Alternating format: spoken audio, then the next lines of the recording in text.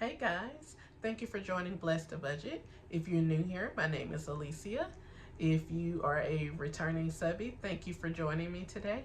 Today we are going to be discussing how to supplement income. If you don't know what supplementing is or have never heard of the term, kind of think of it like what do you do? What do you put in place when you're out of money or you're low on money? And that's what we're going to be talking about today. I have my notes with me in my book today, so if I look away, I'm looking at my notes. But today, I just thought that we'd have a chat with me so you get to know a little bit more about me. Like I told you guys before, and for my newbies that don't know, this is probably like my fifth journey on a budget journey, trying to have debt freedom. And so I just recently resigned from my last job, and I decided to take this time to take some time for me, and decided to be a stay-at-home mom for right now. And so in doing that, that has definitely changed our finances. I am a mom of three, ages 12, 13, and 18, and then I also have a husband as well. But that, like I said, has made me a stay-at-home mom. Now, I did these things anyway when I was working, but now since I have the opportunity to be home, I am able to really just like drive this thing full force. And so I thought, why not share the information that I know, the resources that I have, the knowledge that I have that may be able to help someone else? Because we're a family of five, and I have always been asked the question by people that know me personally, oh my God, how do you find these deals? How do you get all this meat, for little to nothing? A big question that people ask me, how do you get breakfast, lunch, and dinner for a family of five for $50 a week? There's no way that you're doing it. And I'm here to tell you today, you can do it too. There is a way that I'm doing it. And the biggest way that I'm doing that is by what I call supplementing. Okay. And supplementing is where you are getting those needs met, but it may not be by your own hand, by your own cash, or you're using tips and tricks to make what you're spending stretch further. All right, so we're gonna get started. So this is in no special order. I'm just gonna go down my list and kind of talk you through. And I'm gonna try not to make the video too long. So if you need to pause, this is a great time to pause. Go grab a pencil, grab a pen, a notebook, because I promise you these things are life-changing. And if you do these things, you will find where your finances are able to decrease with your grocery budgets, or where you're able to stretch your dollar for your current budgets that you have. So the first area of supplementing income is food pantry. I have always, for as long as I can remember, gone to the food pantry. Now, don't get me wrong. It has always started off where I went to the food pantry because there was a need, to where I didn't meet the income to be able to supply my household with the things that they needed.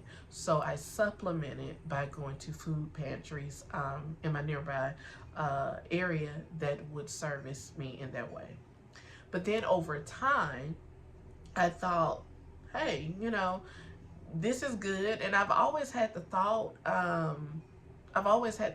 that, and I'm sure a lot of you maybe have, been told this or grown up with these principles that, well, the food pantry are for those in need. And so that's what I've always used it for. If I was just bare bones, didn't have anything, I would do it. But then I start realizing in my area, and your areas may be like this as well, where there were food pantries that said, no, come as much as you want. There are some food pantries that I go to that will allow me and my family to come once a week. There are some that will allow us to come every single day. There are some that will allow us to come once a month. Now, I am very particular about, or maybe the word isn't particular, but I am very careful about going to food pantries and utilizing them for what they are there for, but also going by the guidelines. And what I mean by that is, if you know that you have a food pantry that says come once a month, I don't exceed that. I don't try to get over. I go once a month. If you have a food pantry that says you need to meet certain qualifications, we need to see certain documents of your household or certain income, I definitely do those things as well. There are food pantries, however, that I go to that no documentation is required. They are doing it out of the kindness of their heart. Um, and again, there are some that I go to that say, "Hey, see you tomorrow," because that's just what they are there for. I live in the state of Texas, and in Texas, they all are different. So it may be different in your state as well. So supplementing with food pantries. So whatever your reason is for going, when you get food from a food pantry, what I like to do is fill my pantry at home first with that food. So I go to the food pantry, I come home, I put it in my pantry. Sometimes, depending on the food pantry that you go to, they may have items, refrigerated items, or may have meats or butters that you can use, and I place those in the house. After I have done that, I make what I call a rolling list. I have a rolling list. I just did a short not too long ago that had my grocery list on it. And I'll do another short that has my rolling list. And basically, it is just what it sounds like. I make a list of items that we need in the house, and that list will stay up for as long as it needs to. If I have $20 that week, if I have $100 that week, I will pick so many items off of that list, and I call it my fill-in items, my fill-in grocery items. Um, and I will make I will take so many items off of that list, and whatever amount of money that I have dedicated for that week, I'll say, okay, here's my list. I'll go in the grocery store. What can I get with, say I have a $20 bill. What can I get with $20? I'll get those items. When I come back home, I will then erase those items off of my rolling list, and that rolling list will just continue. And so that way I'm not always going to the grocery store for just one item or two items. If we're out of ketchup, I'm not making the next meal that needs ketchup. If we're out of mustard, I'm not making the next meal that needs mustard. So maybe we can't have hamburgers this week because we're out of ketchup and mustard, and I've already gone to the grocery store for this week. So then I'll put it on for next week. Okay, next week on my rolling list, I need ketchup and mustard. And then next week, okay, we can have hamburgers.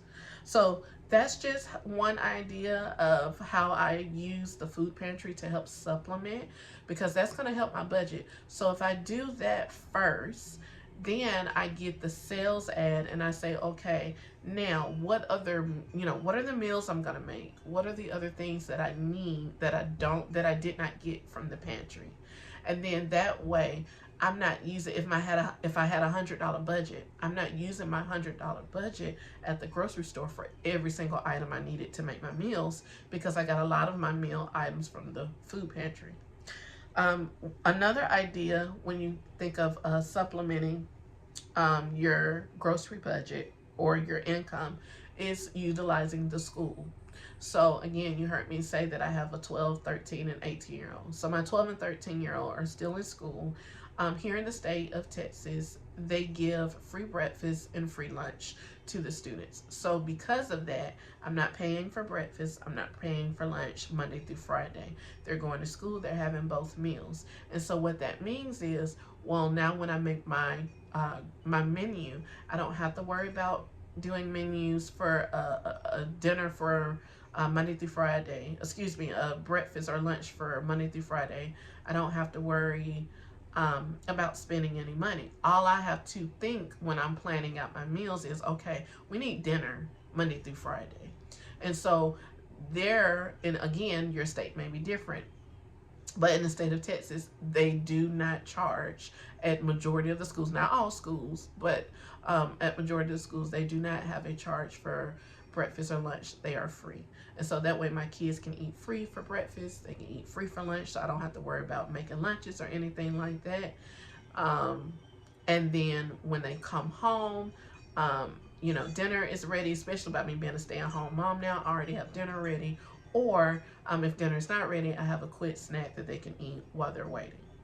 Okay, so that's one way. Also in the state of Texas, when you're talking about school, there are different things through the programs through the school where they have summer lunch services, or I don't remember the exact name of the program, but in the summers they will have information where you can go to certain churches, certain apartments, certain sites, where you can go and pick up, like snacks and lunches for the kids.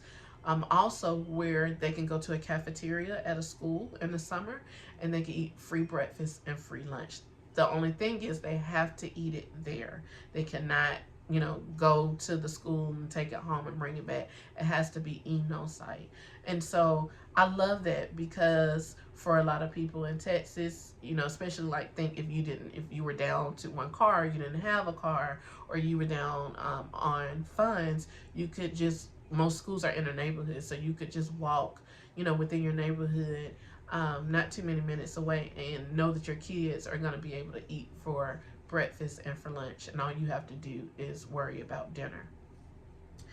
Another, number 3, supplementing income is going to be DoorDash. So I also do DoorDash. Now, of course, there are plenty of apps out there that you can do rideshare and Uber Eats and some of the other ones out there. I don't know much about the other ones because I don't do them, but I've been doing DoorDash for a while. I love it. DoorDash helps me to supplement my income. So I'm able to go out there. I try to go during breakfast, lunch, and dinner. Those are just the peak hours, and I go out there and try to make what I can.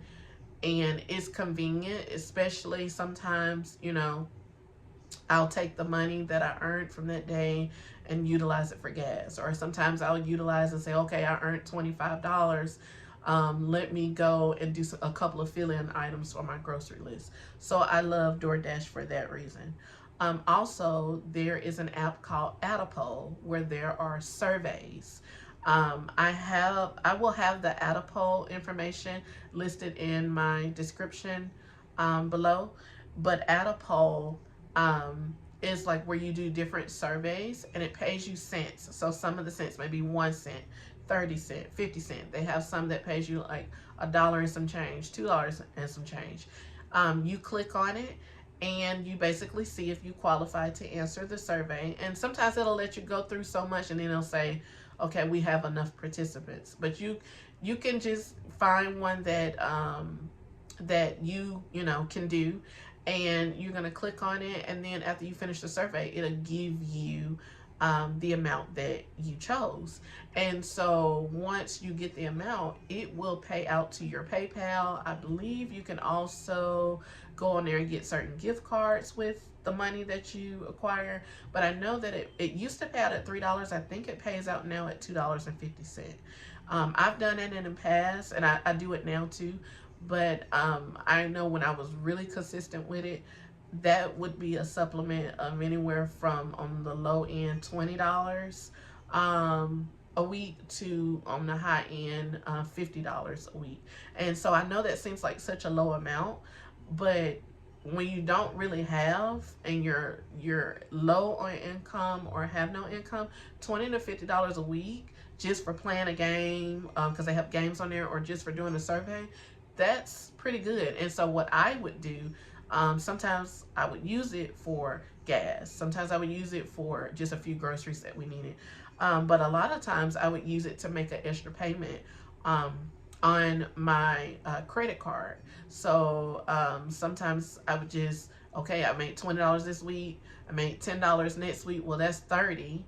I made $5 next week. That's 35, and another 10 the next week.